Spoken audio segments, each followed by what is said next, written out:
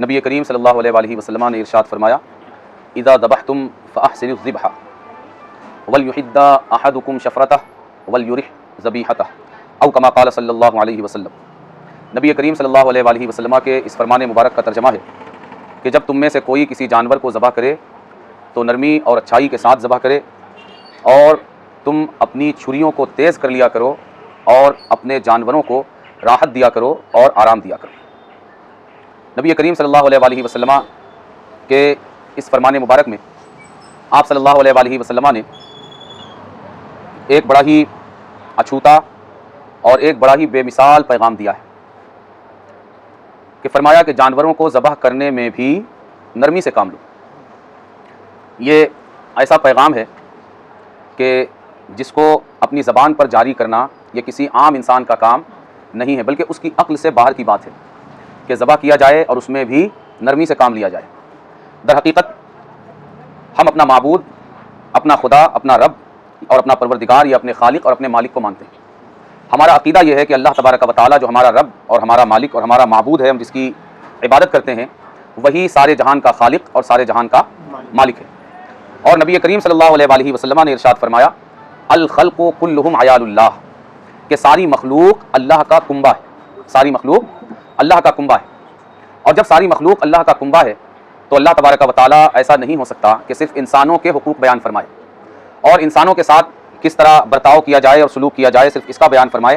اس لیے کہ صرف انسان اس کی مخلوق نہیں ہے، بلکہ جانور، چرند، پرند، حیوانات، نباتات، جماعتات، یہ سب کیا ہیں؟ سب اس کی مخلوق ہے۔ تو ظاہر ہے کہ وہ صرف انسانوں کے حقوق بیان نہیں فرمائے گا بلکہ ساری مخلوق کے حقوق کو بیان فرمائے گا، اور اس نے ساری مخلوق کے حقوق بیان فرمائے۔ نبی کریم صلی اللہ علیہ وسلم نے اپنے بے شمار ارشادات میں اس طرف مسلمانوں کی خاص کر رہنمائی فرمائی ہے کہ جانوروں کے ساتھ کس طرح کا سلوک کرنا چاہیے۔ موجودہ ترقی یافتہ دنیا، جسے اپنی ترقیوں پر، اپنے عروج پر، اپنی سائنس اور اپنی ٹیکنالوجی پر یہ بڑا غرور اور گھمنڈ ہے، لیکن اس کے باوجود اگر نگاہ اٹھا کر دیکھی جائے تو ان ترقی یافتہ ممالک اور ان ترقی یافتہ دنیا کے حصوں میں ہمیں پتہ چلے گا کہ انسانوں کی بھی وہ قدر اور قیمت نہیں ہے جو قدر و قیمت اسلام میں جانوروں کی ہے، کہ وہاں پر انسان بھی یہ جانوروں کی سی زندگی گزار رہا ہے۔ لیکن اس کے برخلاف جب ہم پیغمبر اسلام صلی اللہ علیہ وسلم کی طرف دیکھتے ہیں تو یہاں پر اخلاق کا وہ بلند معیار اور عظیم پیمانہ ہمیں ملتا ہے کہ یہاں صرف دوسرے انسانوں کے لیے نہیں بلکہ اللہ تبارک و تعالیٰ کی دوسری مخلوقات کے ساتھ بھی رحم دلی اور نرمی اور احسان کے سلوک کی جو تعلیمات اور ارشادات نبی کریم صلی اللہ علیہ وسلم پیغمبر اسلام کے ذریعے مسلمانوں کو دی جاتی ہیں، وہ زمانہ اپنی ہزار ترقیوں کے باوجود بھی انسانوں کو نہیں دے سکا۔ نبی کریم صلی اللہ علیہ وسلم نے جانوروں کے تعلق سے جو تعلیمات ارشاد فرمائی،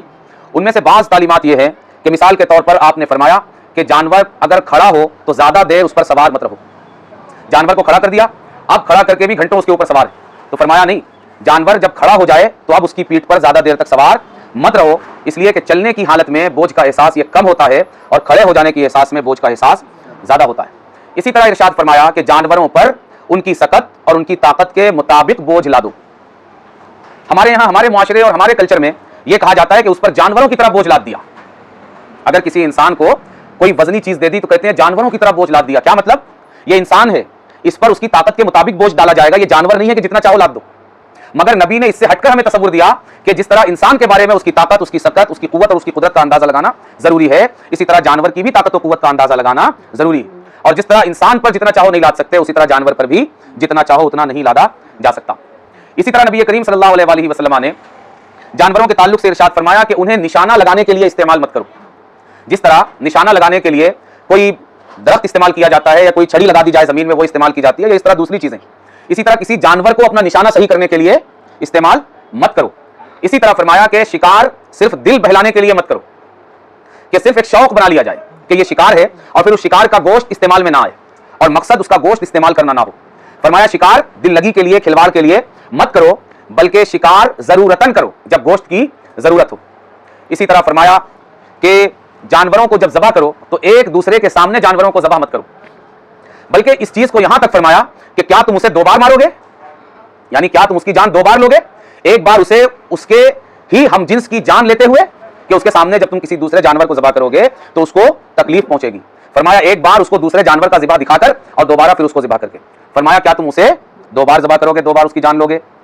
اسی طرح نبی کریم صلی اللہ علیہ وسلم نے کند چھری سے ذبح کرنے سے منع فرمایا۔ اسی ارشاد میں فرمایا وَلْيُحِدَّ أَحَدُكُمْ شَفْرَتَهُ کہ جو ذبح کرے اسے چاہیے کہ وہ اپنی چھری کو تیز کر لے تاکہ کم سے کم تکلیف کے ساتھ جانور کو ذبح کیا جا سکے۔ اسی طرح اسلام میں یہ بھی منع ہے کہ کسی جانور کو سخت دھوپ میں باندھ دیا جائے، یہ بھی منع ہے کہ جانور کے کھانے پینے کا اہتمام نہ کیا جائے، اس کے وقت پر اسے پانی اور وقت پر اسے چارہ نہ دیا جائے۔ اسی طرح فرمایا گیا کہ اس کے سامنے اوزار تیز نہ کیے جائیں، اسے ڈرایا نہ جائے، اسی طرح اسے ذبح کرنے سے پہلے اسے کمزور کرنے کے لیے بے تحاشا مار کر اس کا خون نہ نکالا جائے کہ ذبح کرنے میں پھر طاقت نہ لگے، ہاتھ پیر نہ باندھنا پڑے اور یوں ہی ذبح کر دیا جائے۔ بلکہ حد یہ ہے کہ آج جس حدیث مبارکہ کو عنوان بنایا گیا ہے اس میں فرمایا اذا ذبحتم فاحسنوا الذبح، کہ جب تم جانور کو ذبح کرو تو اچھی طرح ذبح کرو، نرمی کے ساتھ ذبح کرو، یعنی جانور کو ذبح کرنے میں بھی نرمی کا خیال رکھنا یہ کیا ہے؟ ضروری ہے۔ اس طرح نبی کریم صلی اللہ علیہ وآلہ وسلم نے پیغمبر اسلام نے جانوروں کے تعلق سے حقوق بیان فرمائے۔